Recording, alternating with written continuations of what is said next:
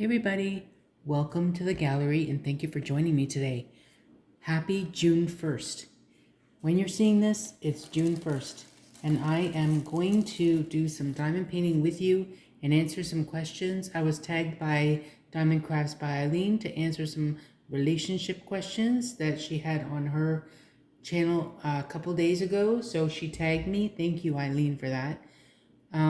There are 10 questions, so I'm gonna do a small section of the diamond painting and answer the questions, and then I'll tag 3 people at the end of the video, and hopefully they will answer the questions as well.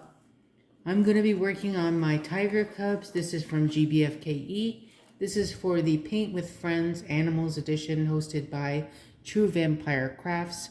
This is a 44 by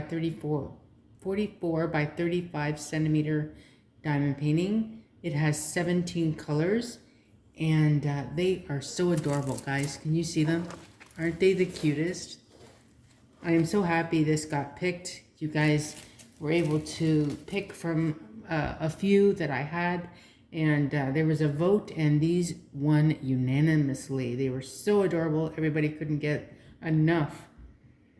So I'm going to right now start and take off the plastic covering. If you're new to diamond painting and you've never seen this done before, now the entire gel painting area is sticky. Hear that? It's all sticky. So I'm going to turn on my light. And what I usually do is I cover the diamond painting in, I section it off, because I don't like to work color by color. So I just put sections. These are release papers.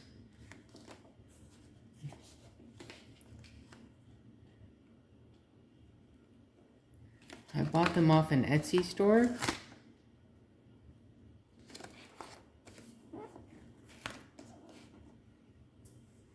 And they're different ones, so don't mind me. They're all different. But it doesn't bother me because all I'm doing is covering the area so that I don't put my hands over it. And at the same time, it sections them off for me.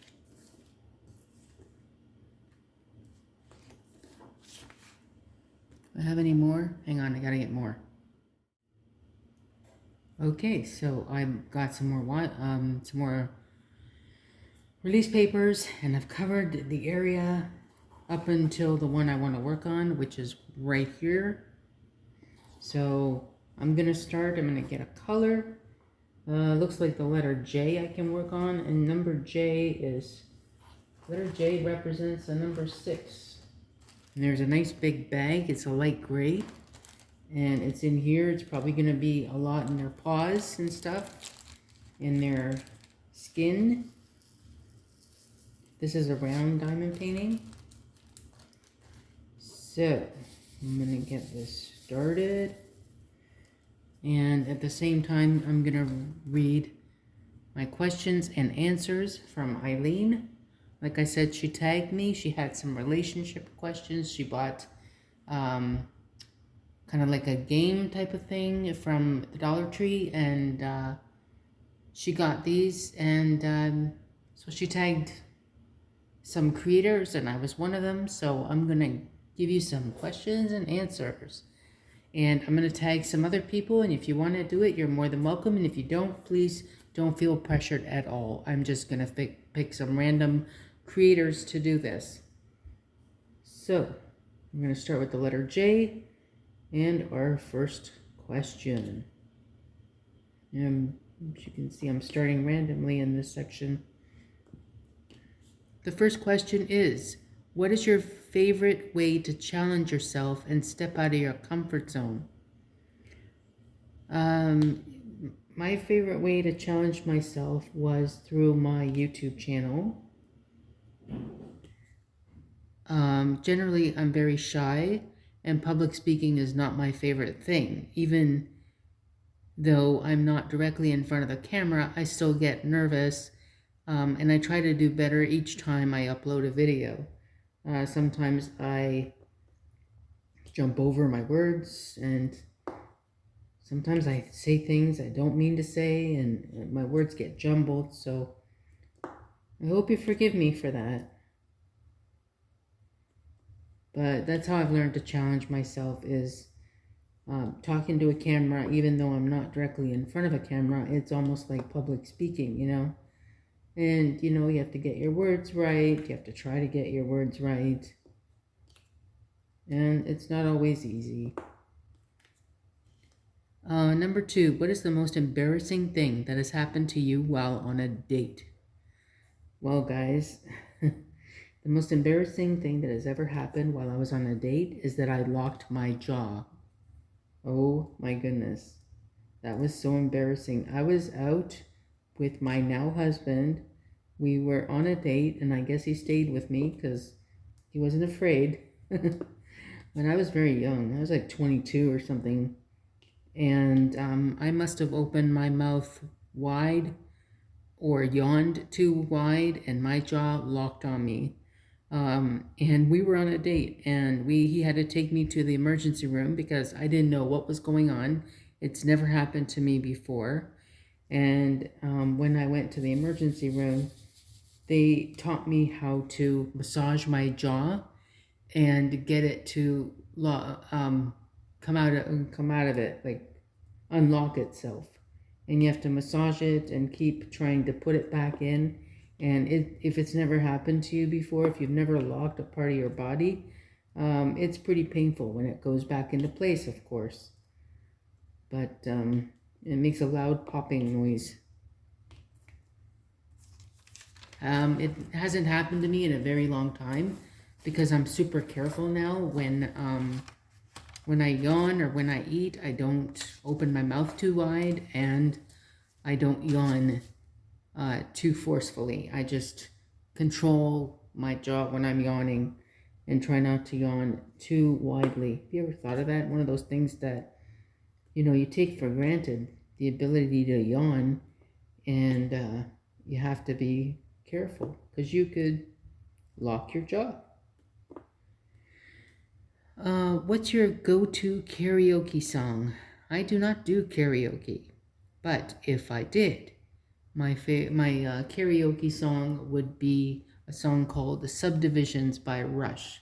I've always liked that song, and I don't know, I just feel like I could do well singing that song. I listen to it a lot, so I could probably memorize the lyrics from that song.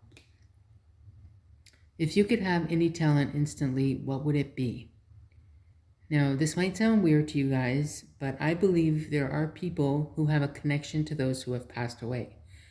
I'd love to be able to communicate with those who have passed on. I used to like a show called The Long Island Medium, and people might think that she was a fake, and people that can do this are fakes.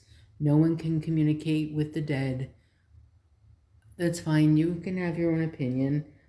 I'm skeptical in some ways, but I'm fascinated more by it. So I used to watch The Long Island Medium. If you guys are not familiar with Teresa Caputo, the lady with the blonde hair, the high blonde hair and the long, long nails, she used to talk to the dead, and she made a career out of it. She was able to do it from a young age, and that's what the norm is for a lot of these people that can do that. And I watched her, and I went to see her live. Mind you, I wasn't close enough for her to do a reading.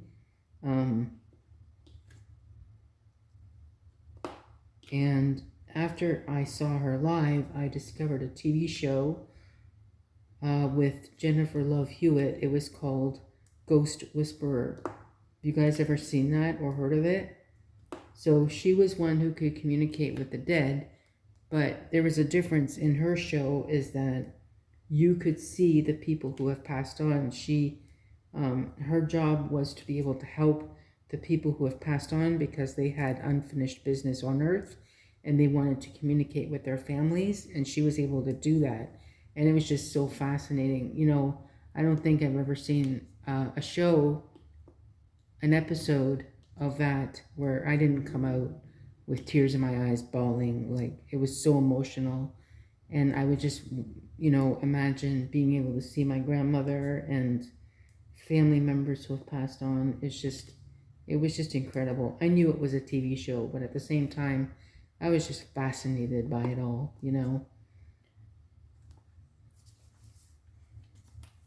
Number 5, if you could have any meal prepared for you, what would it be and why? So if my grandmother was still alive and was still with us, when I was a kid, she used to make me a margarita pizza. And if you're not familiar with a margarita pizza and what it's made with, it is just the three colors of the Italian flag: green, white, and red, or red, white, and green. I can't remember. But those three colors, and it's represented by the green is the basil, the red is the sauce, and the white is the mozzarella. She would be light on the mozzarella and heavy on the basil and the sauce. It was the most delicious thing in the world, and she would make me pan pizzas, like my own personal margarita pizza. It was the best. And then when I went to Italy, when I went to Rome with my daughter and my husband, I went to a restaurant, and that was one of the first things I ordered, is a margarita pizza, and the serving was huge. It was a huge pizza, and I couldn't finish it by myself. So the next time I ordered one and my daughter and I shared it. The first time we all ordered one each. We didn't know how big they were going to be, but that was funny. They were huge. Didn't expect it to be that size. And my grandmother, when she would make it, it would be everything from scratch. The dough would be from scratch. The pizza sauce would be from scratch. And the tomatoes would be tomatoes that, Italians prepare, the boiling of the tomatoes, and put all the sauces, and they put them in jars to make the sauce, right? Well, that could also be used as tomato pizza sauce. It was so good. I miss my grandma's pizza. My mom still makes a pizza. Like, when I go there to visit, she'll make me a margarita, because I just generally love just very simple pizza. What's your favorite song lyric and why? So I had to think about this because I couldn't think of it at first, and then I realized I started listening to this song more and more recently, and it's "The Power of Love." And that song has been done over so many times, but the one I'm referring to is from Frankie Goes to Hollywood. And the lyrics that I love, there are a couple of lyrics. It's "The power of love, a force from above, cleaning my soul." And then another lyric is, "I'll protect you from the hooded claw, keep the vampires from your door." So it just tells of devoted love, what he would do for the woman he loves. He's so in love with her. He'll protect her from everything, and keep the vampires from her door. Yeah, that's one of my favorite song lyrics. I've been listening to that song a lot recently. It's pretty powerful. You should listen to it. "The Power of Love" by Frankie Goes to Hollywood. Number 7, what's one thing you have learned about yourself in the past year? I have learned that I can bounce back pretty quickly if I'm feeling down about myself. I felt that a lot recently in the past year, and I noticed that feeling doesn't last very long with me. I can dust it off pretty quick. I just wish I could get rid of it altogether. But yeah, I've learned that if I get down on myself, I can usually bounce back pretty quick. It happens a lot, and like I said, I wish it wouldn't happen at all, but I'm proud of the fact that, I don't dwell too long in feeling that way and feeling down. Number 8, if you could travel anywhere in the world, where would you go? Well, that was easy. I would love to go back to Italy again. I would love to visit Rome again. It was so beautiful when I went, but I'd also like to visit the other cities like Milan, Venice, Florence, and Naples. I don't know if anybody who watches my channel is familiar with a website called Kontiki. It's for young people, and my daughter has gone to Greece.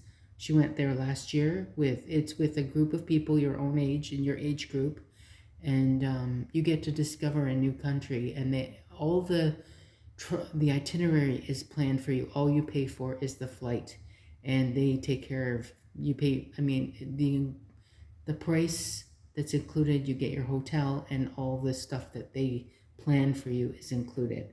So it's pretty cool. Wish I knew about Kentucky when I was her age, but so she's going to Italy in a couple of weeks. Last year she went to Greece. She loved it so much, and she said she got a better deal. It was less expensive to go to Italy this year than it was to go to Greece last year. So that's good. She saved some money. But I'm kind of jealous because I want to go with her, but I can't. It's only for people between 18 and 35. But it's a good experience, you know. You get to explore, and, you know, it teaches you independence. Let's see. If you could have a dinner party with any 3 deceased famous people, who would you invite? Well, if you've been on my channel long enough, within the past year, I did a diamond painting for Paint with Friends, superheroes. And my superhero was Queen Elizabeth II. And sadly, she has passed away since I've done that. And so she would be one of the people I would invite. I would love to talk to her, and I wish I could. Maybe one of the questions should be, like, if it was a younger version.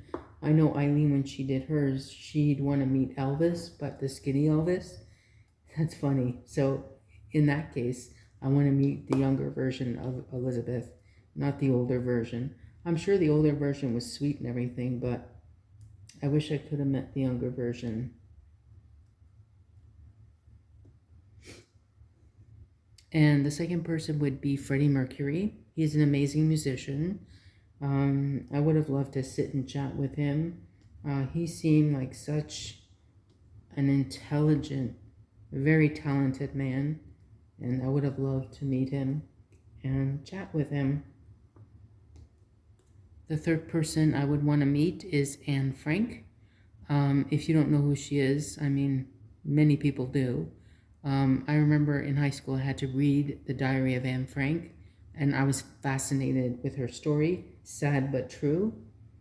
And I have been watching a series on TV that airs on Sundays called The Tattooist of Auschwitz, and it just took me back to when I read Anne Frank, and that was it. It's very sad, but at the same time it's fascinating, and it's really good watch. So if you haven't seen it, you should go watch it. The Tattooist of Auschwitz. So those are the 3 people: Queen Elizabeth II, my hero; Freddie Mercury, who's a great musician; and Anne Frank, who I would love to talk about her experiences in the Holocaust. Number 10, and the final question: if you could star in a movie, what genre would it be? My genre would be romantic comedy. My favorite romantic comedy was When Harry Met Sally, if anyone remembers that, with Meg Ryan and Billy Crystal. I was on a date when I saw that movie for the first time, and it wasn't with my husband. It was a different person. And after we saw that date, we had a huge discussion about, that was a great discussion back in the day. You're out on a date, you go see a movie like that, and the premise of the movie is whether or not women and men could be just friends. And that was the whole premise of the movie. And also, I just love the way that movie was laid out.